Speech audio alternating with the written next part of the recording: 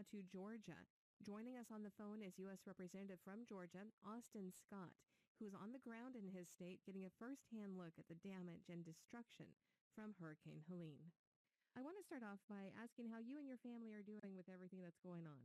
We were personally spared any significant damage, and we were very blessed personally, and obviously a lot of others have significant damage. Yeah. And so now you're out doing what you do, and that is finding help for them. We have been out over the last several days, and we're going to continue to be out there. We go into places.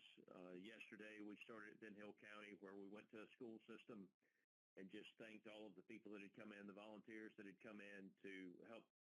What kind of things are you seeing? Yeah, first of all, we started yesterday in Ben Hill County, and a tremendous number of volunteers at one of the schools that has power, putting together lunches and breakfast for the kids. The majority of my school systems are Title I, and so obviously getting the power back on at the school, even if kids can't come to school, it's a matter of getting those commercial kitchens open so that we can cook for the kids and they can have breakfast and lunch even if they're not coming to school.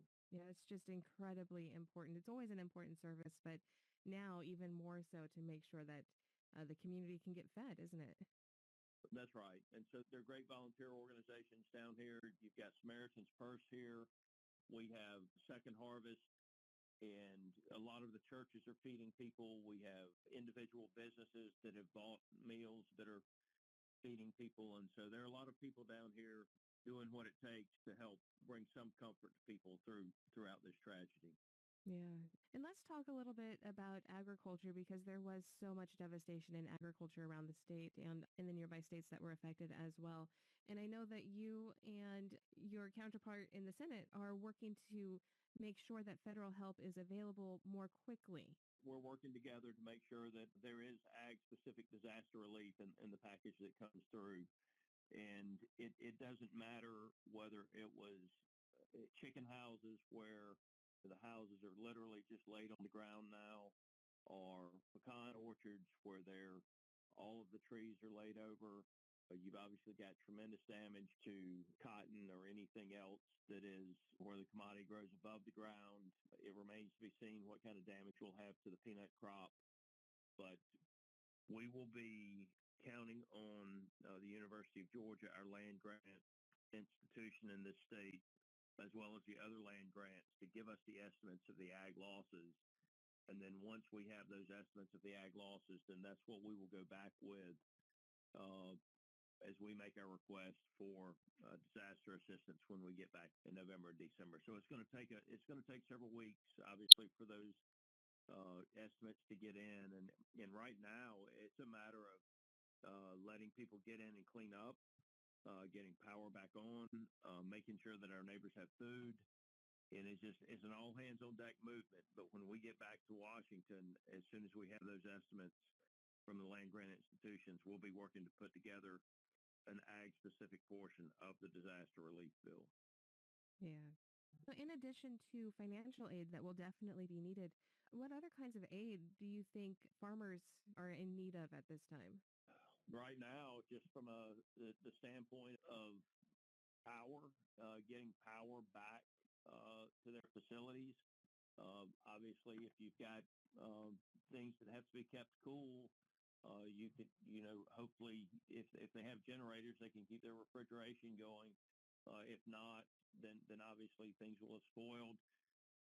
It is the physical loss of equipment, whether it's tractors or harvesters or anything else that it just simply takes to engage in the operations of farming. They're just tremendous losses out there. And then we've got, from the standpoint of the amount of water that we have on the ground, it's going to be, the rivers are still going to be under flood warnings all the way through this coming Friday. And so just the ability to get into a field to assess the damage because of how saturated the ground is with water is a problem right now. We need to take a quick break, but we will continue with Representative Austin Scott right after this. We're on the phone with Representative Austin Scott of Georgia, who is in his home state working through all of the damage to the area from Hurricane Helene.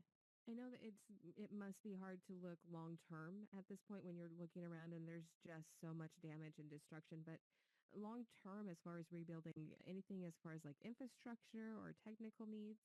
Yeah, we'll know more about that when the assessments are done. Right now, we still have hundreds of thousands of people without power. We have a serious number of roads that we still can't get down. And again, when the assessments are done is when we'll know. Um, if you go to Coffee County, the issue there, that's one of the counties that got hit the hardest. The poultry industry is a huge part of the economy.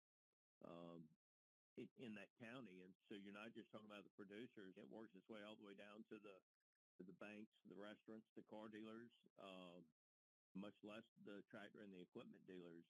And how does a major processing facility like we have in Coffee County, Georgia, where do they get their chickens from if, and I don't have the loss estimates yet, but just say 50% of the chicken houses, um, and I think the number will actually be higher than that.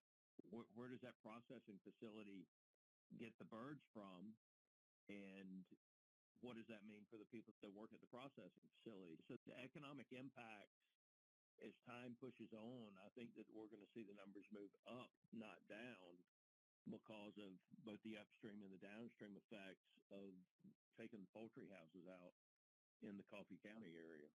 And that's just one example. Yeah. And I imagine that there are just What do your hundreds more. what do your cotton gins do? What do your cotton gins do in an area where you've lost 70% of the cotton crop? I get questions from listeners around the nation really asking, what can we do? What can people, farmers, or just other listeners in other parts of the nation, is there any way that they can send help or anything that they can do to help? Yep. First of all, one, thanks for the help that is coming. The donations to Samaritans First, the donations to Red Cross, all of these relief organizations are down here working in this area. There's a Baptist mission that's coming in this week with chainsaw crews to help. And so all of those contributions help. As far as agriculture goes, keep us in your prayers. We're gonna be working to make sure that we do everything we can to help our farmers overcome this. The ag community is resilient here, just as it is in all parts of the community. And just understand that right now, we're still struggling to get water and food and power to people. My heart is with you. I can't even imagine what you guys are going through just as a community in a whole. I want to give you the opportunity if there's anything else that I haven't asked or any other final thoughts for our listeners in Georgia or around the nation that you would have. No, it reiterates the need for a farm bill that has the Title I provisions in it that takes care of production agriculture when we have a disaster. And I do think that we take for granted that there's going to be food on the shelf at the grocery store. And it all starts with having those farm families willing to grow the crops so that the rest of us can walk into the grocery store and buy food. And I can tell you, when you go into the grocery stores here in this part of Georgia right now, the shelves are empty. And it's somewhat reminds you of the way things were when COVID hit on our grocery store shelves. And it again reiterates the need to me for a good farm bill with a strong Title I provision that takes care of production agriculture. And then when it comes to the tax laws, making sure that the American farm family can keep their land when it needs to pass down to the next generation. Thank you so much for your time. I know that you've got just so much going on, and I appreciate you carving out a few minutes for us. This is the AgNet News Hour. I'm Sabrina Halverson, and we will be back in just a moment.